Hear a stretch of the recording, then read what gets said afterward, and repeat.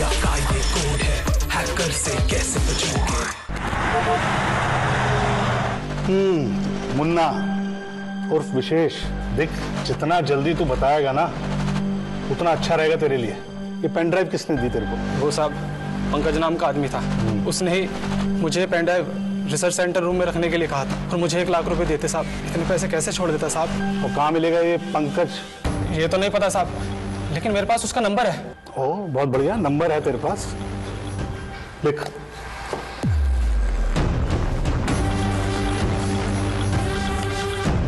बहुत बढ़िया, very good Munna, शाबाश।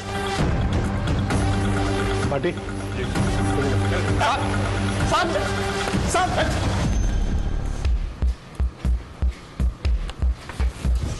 बैठो बैठो। मालूम है तुम्हें मैंने एक नंबर सेंड करा, जरा देखो। Yes sir.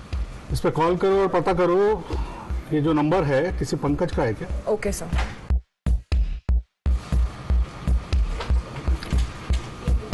स्पीक कर।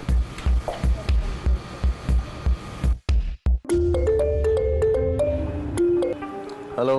हेलो, क्या मेरी बात पंकज जी से हो रही है? हाँ कहिए। गुड मॉर्निंग सर, मैं खुशी बात कर रही हूँ बैंक से। हमारे पास बहुत इजी EMIs पे लोन अवेलेबल है, क्या आपको चाहिए? No, not interested, thank you. Thank you sir.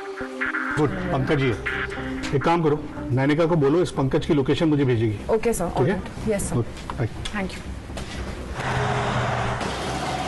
Are you sure यही लोकेशन है? हाँ कबीर, जो नंबर मुन्ना ने दिया है उसका रजिस्टर्ड एड्रेस यही दिखा रहा है। हाँ इधर एक बार तो लग रहा है। बार? हाँ मैं जाके चेक करता हूँ। हाँ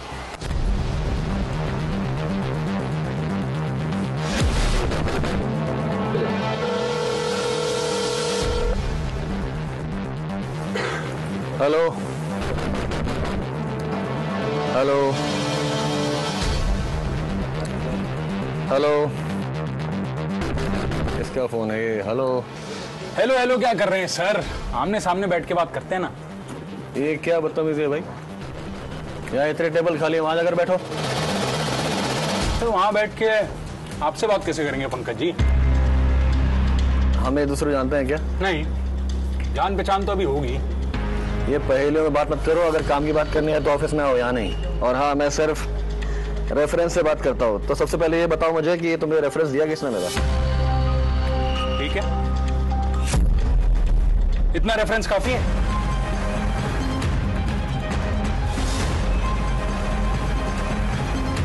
चले चल भाई। सर हाँ सर बाद में करें। चल चल चल सर मेरी बात सुनिए सर। हाँ तो भाई शुरू से बताओ। सर मैं एक प्राइवेट इन्वेस्टिगेशन फर्म चलाता हूँ सर। डिवोर्स केसेस, शादी से पहले किसी का कैरेक्टर जानना हो या किसी कंपनी में एम्प्लॉय पर नजर रखनी हो, वगैरह वगैरह। और एक दिन ऐसे ही किसी का कॉल आया जिसमें उन्हें रिसर्च सेंटर के बारे में कोई स्पेसिफिक इंफॉर्मेशन चाहिए थी। किसका कॉल आया था? सर नाम नहीं जानता मैं, बट उन लोगों ने ये काम करने के लिए 15 लाख रुपए ऑफर किए थे। 15 लाख रुपए? और क्या इन्फॉर्मेशन चाहिए थी उन्हें? यही सर कि कंपनी में कौन कौन काम करता है, उनके आपस में रिलेशंस कैसे हैं और कंपनी का डेटा मैनेज कैसे होता है, यही सब सर। और ये पता कैसे किया तुमने? मैंने सर फिर उस कंपनी के हर एक शख्स पर नजर रखनी शुरू की। उनमें से दोस्ती करने के लिए श्रीनिवास मुझे ठीक लगा। और ऐसा क्यों? क्योंकि सर वो भी मेरी तरह बियर बार जाता है और एक दिन सर मैं भी आप ही की तरह उसके साथ जाकर बैठ गया।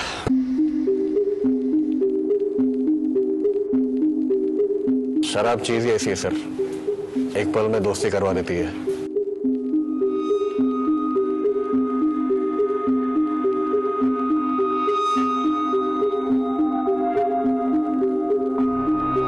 पहले सर उसने कुछ दिन इधर उधर की बातें की, फिर उसने मुझे अपनी कंपनी के बारे में बताना शुरू कर दिया।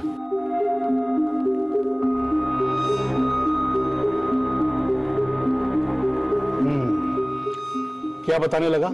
यही सर कि विनीत को एक नई ग्रांट मिली है और जिस वजह से कंपनी में कई लोग इस बात से नाखुश हैं, उसे पसंद नहीं करते। खासतौर पे सर शौर्य को भी सर ये ग्रांट चाहिए थी पर उसे मिली नहीं। वो लोग सर कैंसर मेडिसिन में कुछ रिसर्च कर रहे थे और इसमें डेटा ट्रांसफर करने के लिए पोर्ट्स कभी कभी ओपन होते हैं सर।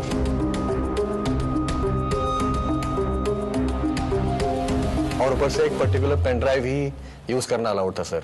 फिर सर मैंने यही सारी इन्फॉर्मेशन अपने क्लाइंट को दी और फिर एक दिन उन्होंने मुझे विनीत की प्राइवेट चैट भेजी और मुझसे कहा कि ये प्राइवेट चैट मैं उस पेन ड्राइव में किसी तरह लोड करवाऊं, और इस चीज़ के सर उन्होंने मुझे 5 लाख और एक्स्ट्रा ऑफर किए। 5 लाख? मुझे पता था सर कि श्रीनिवास वीज़ा अपॉइंटमेंट के बाद सीधा ऑफिस जाने वाला है और मुझे उससे पेन ड्राइव छीनने के लिए इससे बेहतर ऑप्शन नहीं मिला सर। और फिर तुमने उस पेन ड्राइव पे वो चैट जो है वो डाउनलोड की और उसे मुन्ना के थ्रू वहां पे प्लांट करवाया, है ना? नहीं सर, मैं ये सब नहीं जानता, मुझे सिर्फ वो पेन ड्राइव वहाँ किसी तरह प्लांट करनी थी सर। अब जब ये पूरी कहानी तूने बताई दी है तो इस कहानी का विलन कौन है ये भी बता दे। किसने कराया है सब? Sir bio pharma limited. Bio pharma limited, ये तो बीडीसीएल के कॉम्पिटिटर है ना? जी सर। अब इस बायो फार्मा के शनि का जो है 7.5 शुरू हो गई है, ये बहुत भारी पड़ने वाला है इनको। तो देखा आपने देश के दुश्मनों द्वारा कैसे रचा जाता है ये साइबर अटैक का खेल, और ये प्लान कई लोगों को मोहरा बना के एग्जीक्यूट किया जाता है। ऐसे में आपकी कंपनी या ऑर्गेनाइजेशन को लेकर कुछ प्रोसेस जरूर बना लीजिए। आपकी ऑर्गेनाइजेशन के प्राइवेट इंफॉर्मेशन को लेकर सचेत रहें। किसी भी परिस्थिति में ये किसी के साथ साझा न करें। याद रखें, आपके ऑर्गेनाइजेशन के प्रोसेस, आपके इंटरनल सेंसिटिव डिटेल्स और इनको लीक करने पर आपके खिलाफ कानूनी कार्रवाई की जा सकती है।